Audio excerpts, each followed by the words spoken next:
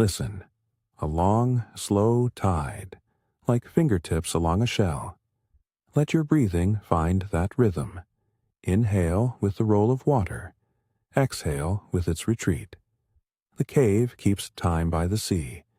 Even when the storm is far away, its breath reaches in, a distant rumble that settles into the stone like an old, familiar hum.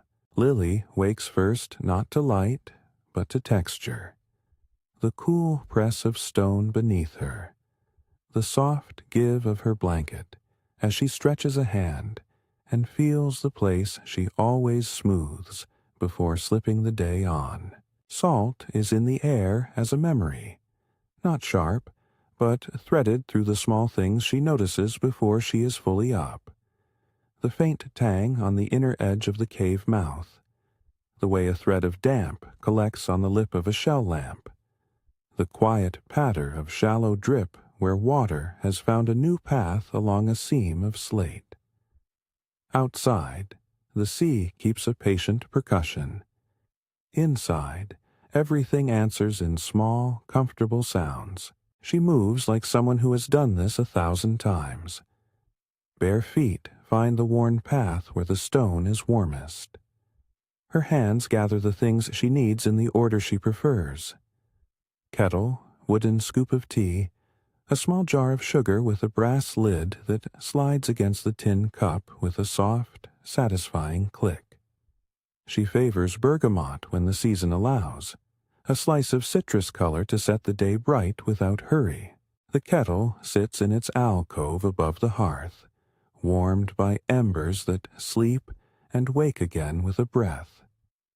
A tiny clink, a slow pour, water meeting water, and the cave listens. At the hearth, she boils just enough to fill 2 favorite mugs, not more.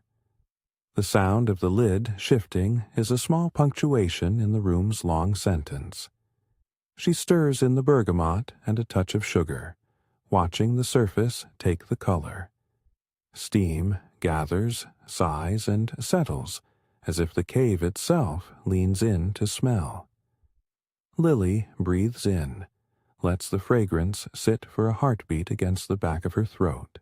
When she lifts the mug, the warmth comes into her palms like a promise that the day will not demand more than she chooses to give. The ritual is gentle and deliberate. She cuts a sliver of dried fruit from a small plate. Preserved figs kept in oil until their sweetness hums rather than shouts, and lays them out with a care that makes them look like offerings. A spoon glides across wood, measures a portion, and the faint scrape is a sound that calms as surely as the wave sway of the cave. She arranges the shell lamps along the alcove shelves, each lamp a hollowed scallop with a smear of mica behind it, to catch what light there is and throw a small domestic glow. The lamps make no bright proclamations. They remind the cave of day, and are content to fold themselves into the shadows. You may let your shoulders soften now, if you like. There is no need to rise to any urgency. Stay with the small sounds, the cup settling on the stone, the spoon returning to its jar, the breath that follows each movement. If this calm suits you, you may choose to stay a while longer and drift with us. The cave's communal heart is not a large place. It is oval and kind, carved by patience and softened by use. A low stone bench runs around a hearth whose fire is coaxed, not forced. Here, the neighbors come and go as the tide, some for a cup and conversation, others to tend their corners of the cave, some merely to share a stretch of warmth. By mid-morning, faces begin to arrive, each carrying the small evidence of their lives. Seamus appears first, steady as a moored boat.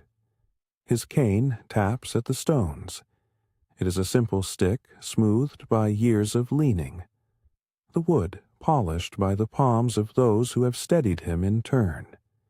He moves carefully but without rush. the single kind of economy that belongs to a life of knowing where to place weight. He brings with him always a scrap of something useful, a strip of leather, a brass button, a length of thread wound in a way that suggests he has many such threads tucked away in pockets. He has a way of setting things down, of making room for them on a bench, that speaks of someone who has learned to keep the small things orderly, so the larger ones need not intrude. Rose follows, carrying a pot of shore thrift and a little tray of sea springs, tiny plants that curl towards the gloom and make the stone feel hospitable. Her hands smell faintly of damp earth and seaweed, and she leaves clumps of green in corners as if the cave were a garden that prefers shade. Rose tends the plant life that keeps the air sweet. She tends them like people, with names and small reprimands and songs that are half praise and half instruction. Today, she has a child's satchel slung over one shoulder, and an extra coil of flexible vine work that might hold a curtain or mending in place. Behind Rose, the twins arrive, Mara and Joss, with the restless, generous disorder of children given small freedoms. Their pockets are stuffed with things as bright as treasures, translucent slivers of sea glass, thin discs of shell, the odd bead of painted stone. They have been making things for days, tucking small panes into frames of driftwood and wire, testing how light will pass and scatter through their handiwork. They move about with a soft excitement, a quiet that has learned how to be careful in a space where adults rest, where the sea is listened to as a friend, not an adversary. As they settle, the cave fills with the little rituals of a morning settled and unhurried. Hands pass cups, laughter slips out like a soft wave and is absorbed by the stone.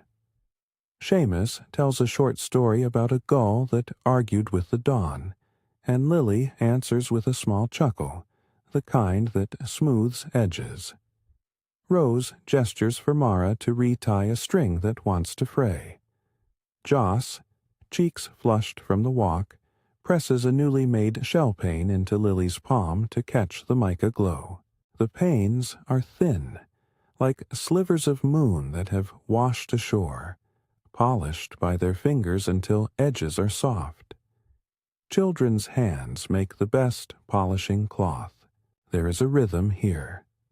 The clink of spoon on mug becomes a metronome for conversation, the twins whispered bargaining for beads a counterpoint, Seamus's cane a steady tick. Even the distant storm contributes a bass note, a thrumming that the cave wears like a cloak. None of it demands more than attention. It only asks to be noticed, and in noticing, the day is made whole. Lily moves through these moments with a soft, careful kindness. She slides a plate of figs closer to Seamus, arranges a cushion so Rose may bend to tend her plant, smooths the blanket around Mara's knees when the child fidgets. There is a particular way Lily folds a cloth. The action is small, practiced, and when she does it, the cave seems to relax as if someone has tightened a loose stitch in the fabric of the morning. She watches the twins catch sunlight on a shell pane and notices how the light drinks it and throws gentle specks across the stone. The sight makes her fingers want to craft, and she finds satisfaction in the motion of arranging, fixing, preparing. It is how she offers care. It is, while she is folding another strip of cloth, smoothing leather over a small tear in a favorite alcove cushion, that Lily notices the seam. At first, it is only a misgiving, a sound out of place, like a fingernail on glass in a house that has never known such noise. Then she sees it, a thin line, pale as a whisper, where the cave's natural skylight, a slab of aging mica that has let in a soft, watery light for years, has a hairline crack. It runs a centimeter or two along the junction where two plates meet, a fine fracture that lets in a sliver of spray when the wind leans its shoulders into the mouth of the cave. It is nothing dramatic. There is no letting in of rain, no sudden cascade. The crack is small, and yet sets a little prick of unease against Lily's skin because it is in a place she has always trusted to keep the weather friendly and the spray polite. She leans her palm against the stone near the skylight and feels the micro-vibration. The tide's hum amplified. A secret thrum that seems to say there is always motion above and beyond what we can see. Immediately, her hands are honest about options. She could stop here.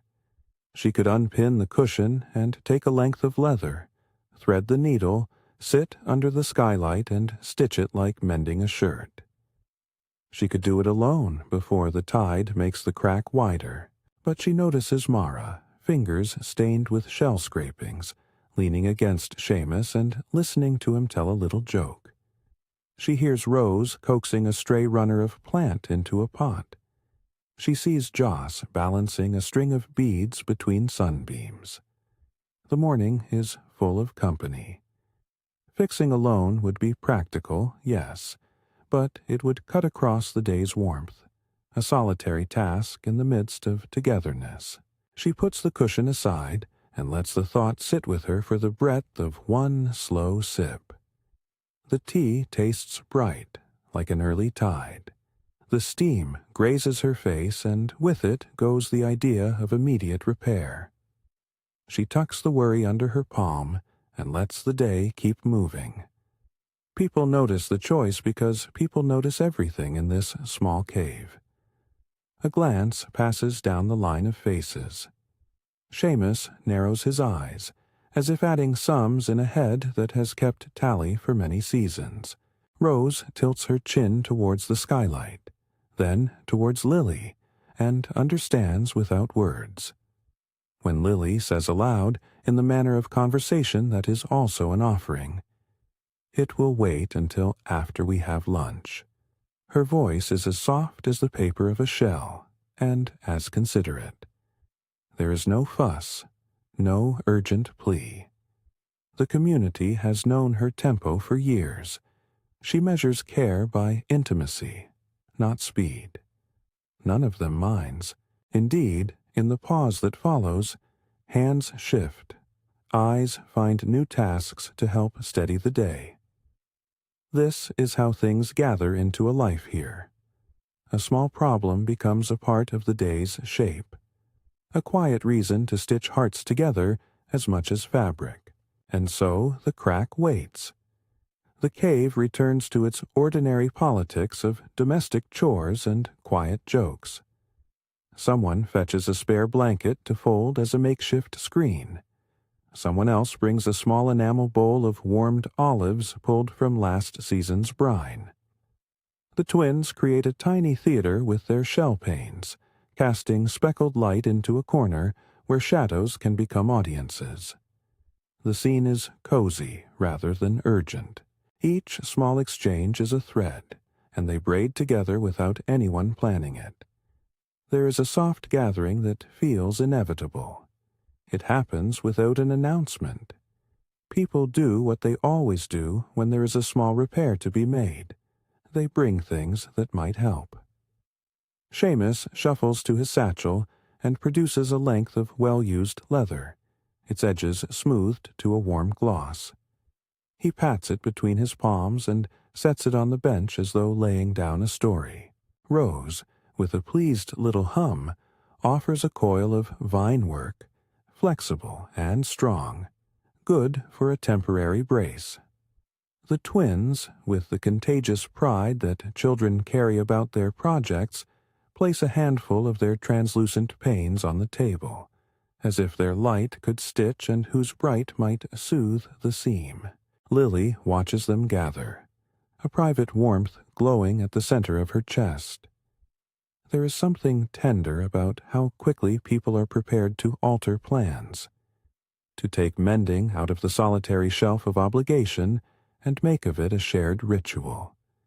The cave's small rhythm shifts gently from the comfort of food and stories towards the slow satisfaction of repair. Hands will pass, a needle will be threaded, a strip of leather may be worked to fit. There is an unspoken ceremony to this sort of labor. It is careful, it is patient, and it celebrates the ordinary. They spread their things out with the care of people laying a picnic for an old friend. The leather is smoothed, the vine coiled into an orderly circle, the shell panes arranged so that their edges catch and reflect the pale mica light. Someone, you could not say who because by then the gesture seems communal, brings a small cloth of star-scattered fabric, a remnant brought back from a market by a traveling neighbor months ago. It is dark and speckled with pale stitches and seems incongruously like the night sky pressed between palms. The idea flutters. If the crack must be covered, why not make it beautiful? Why not make the mending a kind of blessing that will hold against spray and time because it has been made with laughter, with little jokes, with food passed, and stories told?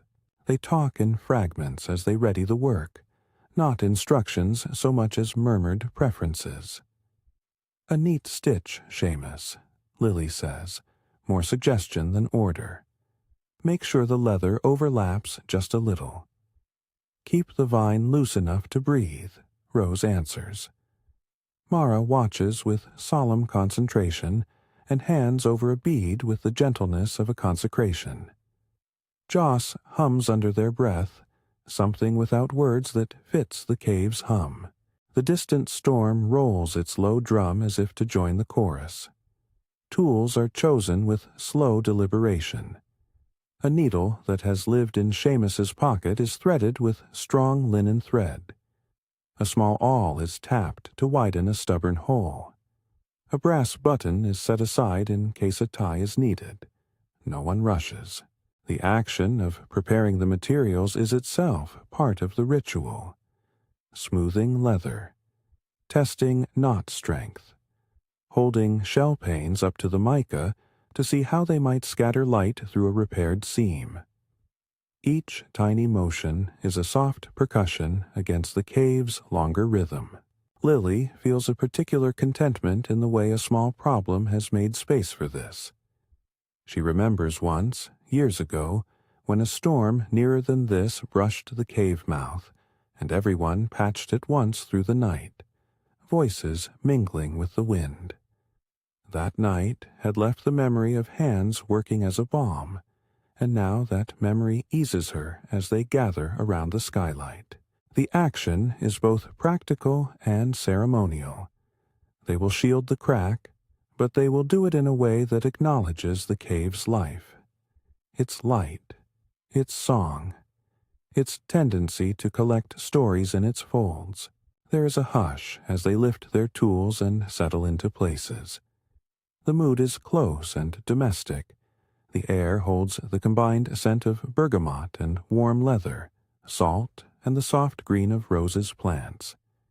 It is a smell that says repair and tea and good company. Someone hums a note, a small steady sound like the cave itself, and hands begin their careful work.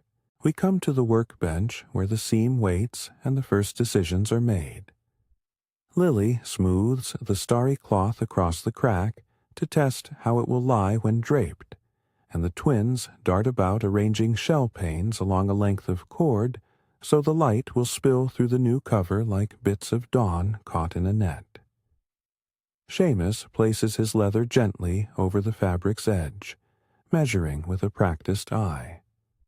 Rose slides the vine through loops they make with calm fingers. The needle shivers once as it finds the thread. Then, slowly, deliberately, it pierces. There is a rhythm to it, a stitch to match the tide. The first stitch draws a soft, satisfied sound, like a tiny anchor setting into place. Conversation drops to a comfortable murmur as attention focuses. Hands pass each other. A child offers a plaited scrap for padding. An old man suggests a double knot in a tone that is both warm and precise. Laughter breaks in at intervals. A small joke about Seamus's stories, the twins' proud demonstration of how their shell panes catch a stray beam. The cave breathes with them, the tide hum underscoring every measured movement. They do not rush. Stitch by stitch, the seam takes on a new life. With each loop, the fibers bind not only fabric to leather, but also the day's company to the place they share. It is a mending that, in its making, becomes a small celebration of ordinary constancy.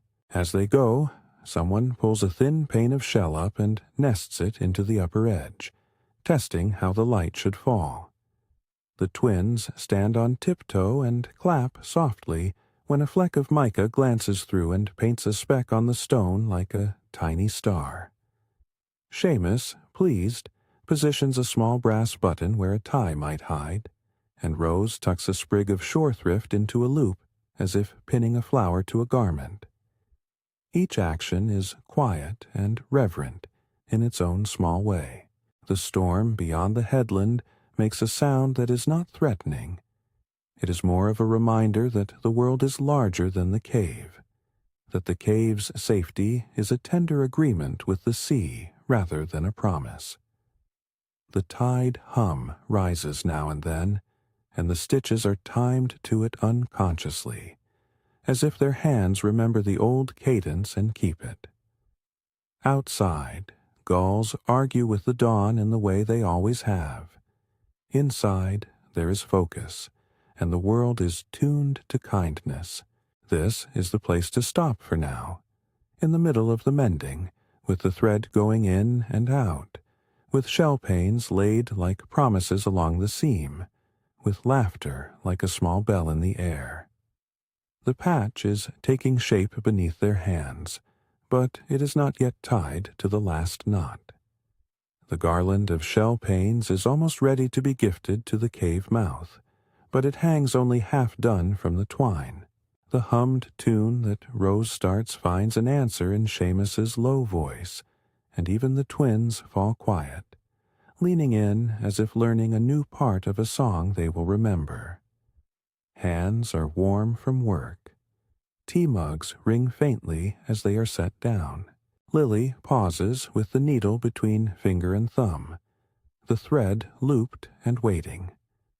She presses the heel of her hand to the stone near the crack and feels the shallow vibration of the tide, the rhythm that has been the cave's heartbeat long before any of them gathered. In that small silence, she looks to her neighbors, to their faces lit by mica and by the first scattered light through the shell panes. There is a look there that means more than any finishing flourish. It is gratitude and belonging wrapped in a single soft glance. Outside, the storm moves on its slow path, a distant promise of weather beyond their reach. Inside, the seam waits, almost mended, almost ornamented, a small thing that has become a shared action. The cave hums its low approval. The mood is quiet, expectant, and content. They will finish soon. For now, they breathe with the tide, hands steady, the needle poised for the next stitch. The stitch draws through the cloth and leather with a sound like a tiny pebble settling on a shore.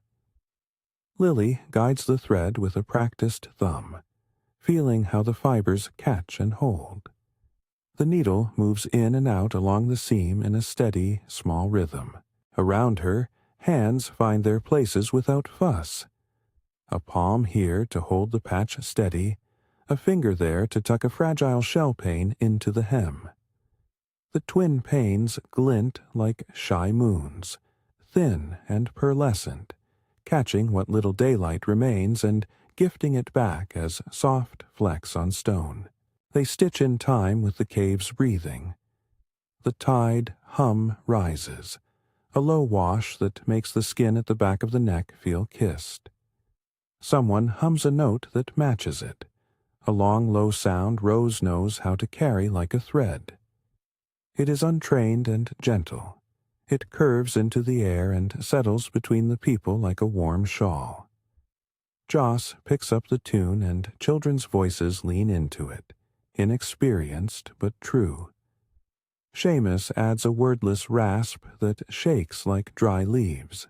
The sound becomes a small chanted thing, more felt than followed. Stitch by stitch the crack is softened. The leather lies flat against the mica slice. The starry cloth covers where the seam breathes, and the shell panes are stitched into a garland that will hang across the opening and catch what little light and spray the wind offers. Lily knots the last loose end with care. The knot is small but holds. It has the dignity of something tied with thought rather than haste. They test the fastening with a gentle tug. Rose slips a sprig of shorethrift into the knot as a kind of pin, and Mara claps softly as the sprig settles, its tiny leaves shivering like applause. There is a moment in which everyone looks at what they have made. The half-made theater of shell panes is finished enough to throw speckled spears of light across a stone. The starry cloth hangs like a small night sky over a previously exposed seam. The leather lies beneath like a quiet promise. Laughter bubbles out, small and warm. No one speaks grand words. There is little need. Appreciation shows itself in the softened shoulders of an old man, in the way a child leans her head on a neighbor's arm and breathes in the room's scent. Someone suggests, in the same small voice used for weather and recipes, that they hang the garland. It is an obvious thing, and yet it needs doing. The twins scamper to fetch a length of cord. Seamus stands careful but steady on his cane, reaching up to the lip of the mica. Lily holds the other end. Rose ties the knot with a slow, neat twist, as if she is braiding patience into the binding. When it is in place, the garland swings gently, and fragments of shell catch the mica light and scatter it like a handful of tiny lanterns. The cave changes its face almost at once. Where there had been a thin, pale line, there is now a dressed seam. The patch does more than keep out spray. It speaks of being tended. It tells of hands that would rather make beauty than allow worry to spread. The starry cloth and shell panes move with the gusts that sometimes find the cave mouth. Each motion makes a delicate song. A soft clink, a tiny whisper of fabric, a brief fluting of water as a slender bead of salt slides down a pane and falls into the waiting air. The sounds are minuscule, but in a place built of small noises they fill the world. They stand a while in the afterglow. People take another sip of tea, now cooler and comforting, and pass around slices of fig and a slab of barley cake someone has cut and pressed with a palm. The twins narrate, in halting but earnest sentences, how they will make more pains tomorrow, better and brighter. Seamus, who knows that small plans are often the best anchors, suggests that the garland be called something when it is old enough to bear a name. Lily smiles and offers, half joking, half true, that it might be called the tide hood. Names are playful here, and they stick like shells to rock. Rose tucks the children in with the kind of practical love she gives her plants. She gathers them in a little circle, adjusts the blanket across their knees, and smooths a stray curl from Joss's forehead. She tells them, softly and with details that matter only to the listener, how the shorethrift likes a small pinch of sand around its roots, and how the shell panes will always shine a little more when cleaned with a scrap of old cloth rather than rubbed with a hard hand. Mara listens with the solemn face of a child prepared for responsibility. The twins trade small looks and then deliberate gifts. A bead for Seamus, a curled bit of sea glass for Lily. The exchange is a tiny economy of affection. As the light leans and the stone grows cooler, the cave's routine bends toward evening. Lamps are adjusted. Shell lamps are fed with slivered tallow, and mica is brushed so its faint translucence can be coaxed. The central hearth is eased to a gentle glow. Someone brings out a small platter of olives steeped in rosemary. Another sets down a bowl of salted almonds. Food is always a kind of language here, spoken with the hands rather than said aloud. People eat, not to fill some visible hunger, but to mark the hour and to keep fingers busy while conversation unspools like a slow thread. Stories are small in length and big in feeling. A neighbor mentions a fisherman who lost his hat to the water and then found it in a place no one would guess, caught in a swaying kelp bed with a starfish looking like a badge on its brim. They tell each other things that are not important in the wide world and are everything in this one. A way to recall the day, to share the laugh that cushions weariness. Seamus adds a line about how the gull always wins its argument with the dawn, because no one can quite explain its stubbornness. Someone else agrees that stubbornness, used right, is a virtue. The hummed note deepens into a soft, shared song.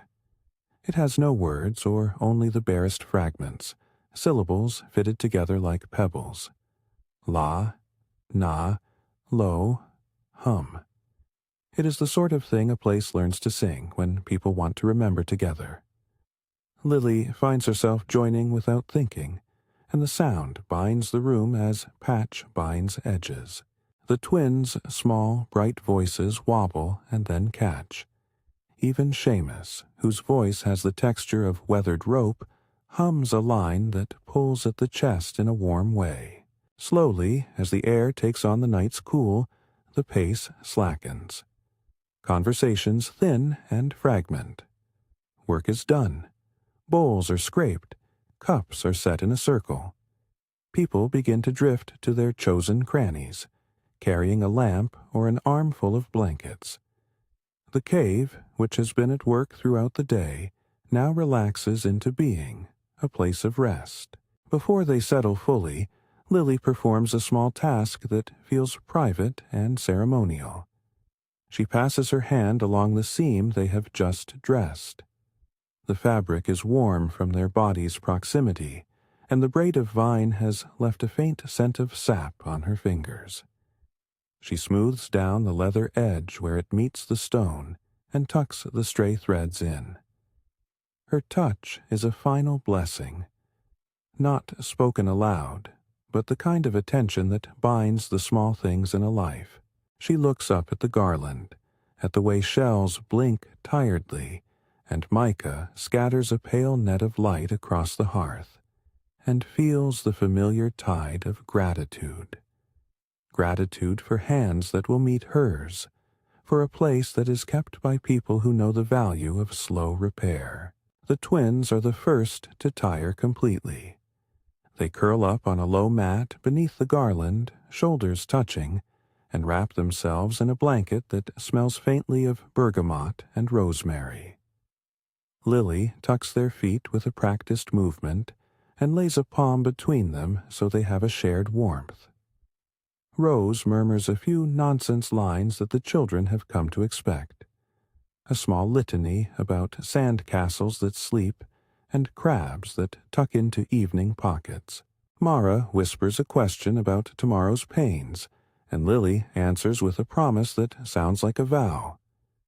Tomorrow we will make more. Tomorrow we will see how the tide wants them. Seamus, who prefers to be early to bed, stands to leave. He moves with his steady care, offering his cane to the wall for balance. He kisses Lily's hand in a gesture that is at once old-fashioned and utterly natural here. "Mind the seam, girl," he says in the tone of someone handing over a small, important heirloom. It is both instruction and affection. Lily smiles an answer that is a warmth rather than a word. He shuffles to his own alcove, tucks himself in with a blanket he has kept since his partner was alive, and then hums, one small, satisfied note, until it becomes absorbed into the cave's larger sound. Other neighbors leave in slow lines, taking the night air with them like small bouquets. Some stay in the way of people who find it hard to leave the last flicker of company. A young couple settles in a corner to whisper something about tides and a planned repair on a fishing net. A woman arranges her shawl around her shoulders and reads from a small, much-thumbed booklet of sea lore. The cave is dotted with pockets of life that fold into sleep. Lily finishes clearing the workbench. She rinses a mug with water, listens to the finger sound of it against stone, and sets it to dry. Her movements are slow. She gathers the scraps they will keep, bits of thread, a sliver of shell, a tiny coil of vine, and places them in a jar. There is something sacred in saving remnants. They are a ledger of small acts and will be useful in the future. When she has done this, she makes a small supper for herself. A single slice of barley bread warmed on the hearth, a smear of fig, and a few olives. It is modest and precise. She eats with the kind of attention that makes food taste like kindness. Each bite is a measured thank you. The kettles that boil and the mugs that sip are all part of the cave's language of care. As the light thins to a close, Lily takes one more tour of the alcove. She passes a hand over the backs of chairs, tucks in the corners of a blanket, moves a shell lamp so its glow faces outward towards the seam. Little adjustments, each a small mercy. She pauses before the star-cloth and shell garland, and, almost without thinking, reaches up to adjust the twine. A shell shifts and sings softly. She hums back to it, a small, wordless reply. Night deepens, and the cave takes on a different palette. The mica panes throw a cooler, bluer light now, and the shell panes shine in colder, paler tones. The hearth's ember is a warm dot, and shadows melt into long shapes. The storm in the distance is a low, agreeable drum. It is no longer an element to be watched. It is a presence that sings them to calm. The sound is a comfort rather than a warning. Lily prepares for bed in a ritual that feels private, though it is the same as always. She lights a small oil lamp and places it on the low shelf near her sleeping alcove, so that the light is gentle and will not demand her eyes. She folds her cloak, an old thing, patched and soft, into neat thirds, and lays it beside her pillow. She smooths the blanket and feels its worn weave under her fingertips like a familiar map. She pours a small cup of warm, weak tea, less bergamot now, more plain warmth, and takes a slow mouthful. The liquid slides like a small favor down her throat and settles like a hush. Before she tucks herself in, she goes to the seam for one last look. Her fingers trail along the starry cloth, feeling the slight give of the sand and the coolness of the shell panels.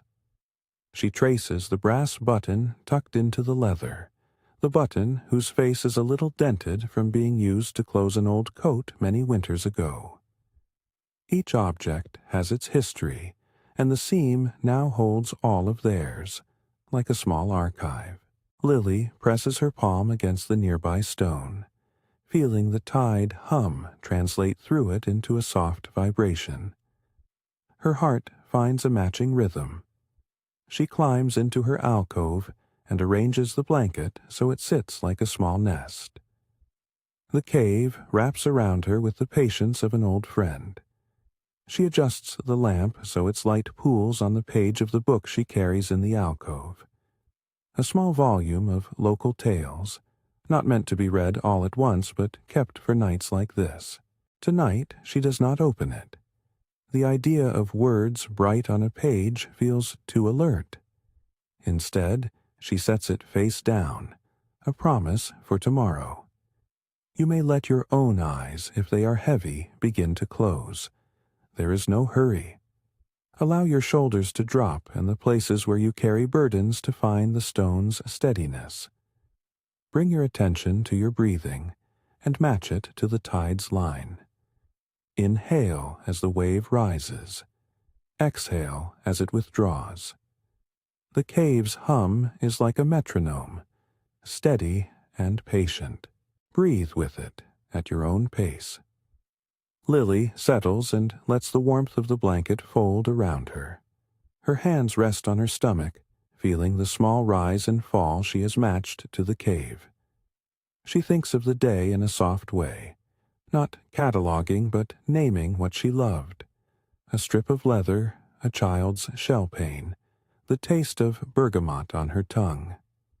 She smiles in the shade of memory and breathes out slowly. Each exhale uncurls a little more. Each inhale is easy and simple. The cave breathes with her. The tide hum becomes a steady friend. The garland above her head makes a faint, intermittent music as a stray breeze nudges a shell. The sound is small enough that it will not wake you if you drift. It will be the kind of music that winks at sleep and steps back. Outside, waves pass and go. The far storm continues its patient roll without sternness. It is a reminder of distance and of belonging at once. The world goes on, and here there is a place that keeps watch gently. Lily lets her eyes close and rests into that idea. She thinks of hands that stitched, of laughter like low bells, of the twins asleep beneath a blanket, smelling of tea. She thinks of Seamus's cane tapping like punctuation, and Rose's plants leaning in the dark. The day rests into itself like an arm-folded book. If you are listening now, you might let your attention soften from the details and sink into one single point of comfort. Hold in your mind the feeling of a warm mug cupped in your hands. Feel how the heat seeps into palms and calms the small muscles that keep worry ready. Let that warmth travel across your shoulders and into your chest. Imagine your breath like the tide. Steady, tidal, sure. The cave's sounds move in gentle layers. There are the close noises, fabric drawn softly, breath in a child's neck, the scrape of leather as it settles, and the wide ones, the ocean's sonorous roll, the deep, patient drum of distant thunder. These layers make a kind of slow music that does not ask for attention. It offers to carry you if you allow it. You may allow it. Lily's breathing fades into a hushed rhythm. Her hands have stilled. For a moment before sleep takes her, she presses her fingers to the starry cloth and feels the slight dampness where salt has kissed the seam. She smiles once, private and small, and then lets her hands fall at her sides. The cave wraps its cool stone around the alcove, and the lamp throws a last small halo, like an eye closing. In the soft dark, the twins' small snuffles become a part of the overall hush. Seamus breathes with a slow, creaky regularity. Rose, in her corner, inhales and holds a note like a plant holds water. Each breath is its own quiet testimony to presence. The garland above the seam swings once, a measured nod to the tide, and settles. You may fold your hands like lilies, or you may rest them wherever they feel most restful. Let the last thoughts of the day settle like shells on sand. Let them be small, smooth, and harmless. If a worry comes, imagine it as a pebble you place down beside you, knowing you will pick it up tomorrow if you need to. For now, set it down. The earth beyond the cave keeps its slow turning. The sea performs its patient business, unbothered by urgency. Within the cave there is agreement. Today was tended. Tonight will be kept. Sleep is not asked for as a demand, but invited like a guest. It arrives as quietly as a footstep on a sandy path, not to startle, but to sit and share a little warmth. Lily breathes on. The hum below her spreads to something almost like a purr, a comfort in sound. It is the sound of care repeated and of small tasks done well. The patch they made will hold. The garland will hang and catch light for many mornings. The jars of remnant threads will be a kind of promise. In that knowledge, people can rest. If it pleases you, let your breathing become slower still. Inhale long enough to feel the bottom of your belly lift. Exhale long enough that the muscles around your shoulders and jaw soften. Repeat this a few times. With each cycle, allow yourself to drift a little further into the soft dark. The cave knows the architecture of rest. It gives room for eyes to close and for the heartbeat to settle. The shell panes above throw their tiny, intermittent lights like little stars that will not demand anything from you. They are there simply to be looked at, or not looked at, and to be part of the night. If you wish for one more warmth before sleep, picture, as you lie, the way Lily's thumb smoothed the knot, and how Rose slipped the sprig of shorethrift into the vine. Imagine that small pin of green resting near your pillow, a tiny talisman that says you do not sleep alone, that care exists and has hands. Slowly, as the cave edges toward true dark, your body may feel heavier and more anchored. That heaviness is welcome. It is the world's way of saying you can let go. Allow that to happen. Let the sea's slow cadence hold you. There is nothing more to do. The garland will wait. The seams will be tended again in the morning if they need it. For now, there is a settled generosity of rest. Lily folds into it, breathing tide, small and steady. When you are ready, you might turn your attention inward, noticing where tension lingers and letting it soften. Let the parts of you that are still busy imagine a string being tied and loosened. Each knot untied is a small mercy. Each exhale lets more go. Sleep will come like a soft wave. It might start as a thought that dissolves. It might begin with the eyelids' slow fall. It might arrive in a moment that, if you were asked to name it, you would call a small forgetting. Allow that forgetting. It is gentle and restorative. I will leave you here, cradled by the tide hum and the memory of a day made steady by small hands. If you would like to return to this cave another evening, you are always welcome to come back and sit by the hearth with Lily and her neighbors. If you enjoy these quiet journeys, you may choose to follow for more, to practice the art of slow tending and the small rituals that make a place feel like home. For now, rest. Let the ocean's long breath carry you. Let the soft music of shells and starry cloth fade into the background of your sleep. Let the seam be mended and held, and let your body be kept by the gentle dark. Good night.